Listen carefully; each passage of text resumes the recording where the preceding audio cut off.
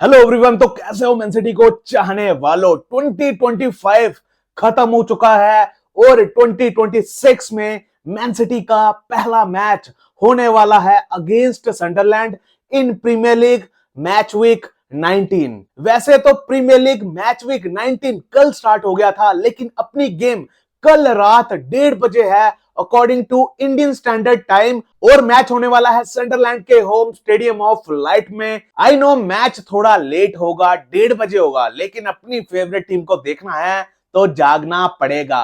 तो अब देखते हैं कि मैन सिटी कैसा परफॉर्म करती है। सनडरलैंड को हमने इसी सीजन हराया हुआ है इतिहाद स्टेडियम में 3-0 से, जिस गेम में हमें रूबी डियास का बैंगर देखने को मिला था, ग्वार्डियोल का ब्रिलियंट हेडर देखने को मिला था, चर्की की मास्टर क्लास देखने को मिली थी। चर्की के 2 असिस्ट आए थे और एक हमें रबोना असिस्ट भी देखने को मिला था, और चर्की ने रबोना असिस्ट दिया था फिल फोडन को, और फिल फोडन का काफी अच्छा हेडर था। तो हमें उस गेम में 3 अच्छे गोल्स देखने को मिले थे। होप करेंगे कि ऐसे ही गोल्स हम दोबारा स्कोर करेंगे अगेंस्ट सनडरलैंड। अगर मैं सनडरलैंड की बात करूं, करंटली 7th प्लेस पे हैं in Premier League table with 28 points. और इस सीजन सनडरलैंड ने बड़ी बड़ी टीम्स को परेशान किया है। आर्सेनल के अगेंस्ट भी ड्रॉ निकाला था 2-2 का, मेरे को याद आ रहा है। और सनडरलैंड को अपनी लास्ट 3 गेम्स में 2 ड्रॉस मिले हैं एंड 1 विन मिली है, जो उनको मिली थी against Newcastle United. Newcastle United को सनडरलैंड ने 1-0 से हराया था। तो बड़ी टीम्स को हरा सकती है सनडरलैंड, और अपनी लास्ट गेम लीड्स के अगेंस्ट 1-1 का ड्रॉ किया था। तो मेरे हिसाब से सनडरलैंड को हराना इजी नहीं होने वाला। बड़ी टीम्स के अगेंस्ट अच्छे रिजल्ट्स निकाले हैं सनडरलैंड ने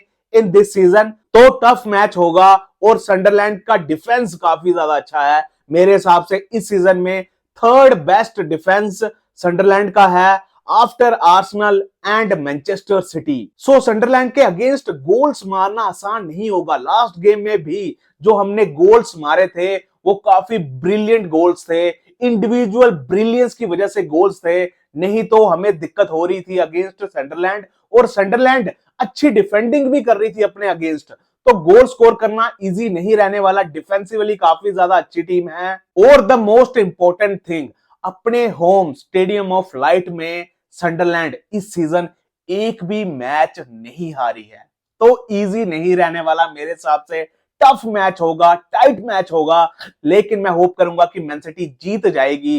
क्योंकि अगर मैं मैन सिटी की बात करूं, हम सेकंड पे हैं in Premier League table with 40 points. Arsenal ने लास्ट नाइट एस्टन विला को हरा दिया 4-1 से, और अब गैप 5 पॉइंट्स का हो चुका है। लेकिन आर्सेनल ने एक गेम ज्यादा खेली है, तो अपने पास चांस है कि हम गेम जीत के गैप कम करेंगे और दोबारा गैप 2 पॉइंट्स का होगा। और मेरे हिसाब से 2 पॉइंट्स का गैप अपने हाथ में है, बिकॉज उनको इत्तिहाद में आना है खेलने, और अभी भी आर्सेनल के 3 पॉइंट्स मैन सिटी की जेब में है। अगर मैन सिटी अपने सारे मैचेस जीती है तो Man City easily Premier League जीत जाएगी, बिकॉज आर्सेनल को अपने अगेंस्ट अपने होम इत्तिहाद स्टेडियम में खेलना है। तो हमें सिर्फ अपनी गेम्स पे फोकस करना है, अपनी गेम्स जीतनी है।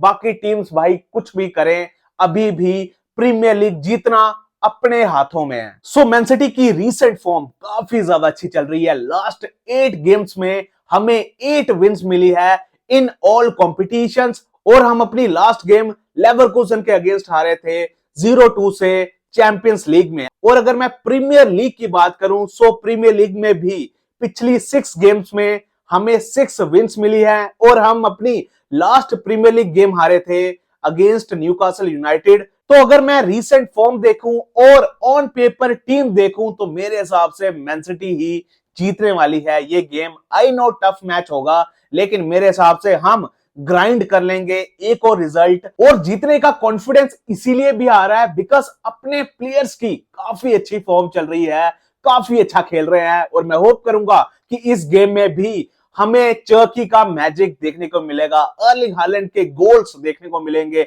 फिल फोडन का हार्डवर्क देखने को मिलेगा, अपनी डिफेंस लाइन की सॉलिड परफॉर्मेंस देखने को मिलेगी। और अगर मैं मैन सिटी की इंजरीज की बात करूं, लास्ट गेम में रॉड्री बेंच पे था, लेकिन एक भी मिनट नहीं खेला था। तो इस गेम में हम रॉड्री को खेलते हुए देख सकते हैं, लेकिन रॉड्री का स्टार्ट करना मुश्किल लग रहा है। सो अगर रॉड्री खेलेगा तो सेकंड हाफ में ही आएगा फ्रॉम द बेंच। और Docu, John stones and Oscar Bob का भी अनसर्टन लग रहा है और क्लैरिटी ज्यादा तब मिलेगी जब पेप की प्रेस कॉन्फ्रेंस होगी। और जैसा कि आपको पता ही है कि कोवाचिच फेब या मार्च तक वापस आएगा and Omar Marmoush and Ait Nouri भी एफकॉन की वजह से इस गेम से बाहर होंगे। तो अगर मैं अपनी लाइनअप बताऊं जो मैं चाहता हूं कि हम स्टार्ट करवाएं, सेम टीम होगी जो अपनी लास्ट 3 प्रीमियर लीग गेम्स में थी against Crystal Palace, West Ham and Nottingham Forest. Goalkeeper Donnarumma, defence line में Nico, Reilly, Gvardiol, Ruben Dias and Nunes. अगर मैं मिडफील्ड की बात करूं, Nico Gonzalez, Tijjani Reijnders and Bernardo Silva and attack में Erling Haaland के साथ Phil Foden and Cherki. And Phil Foden and Cherki के लिए काफी ज्यादा एक्साइटेड हूं बिकॉज दोनों ही काफी अच्छी फॉर्म में हैं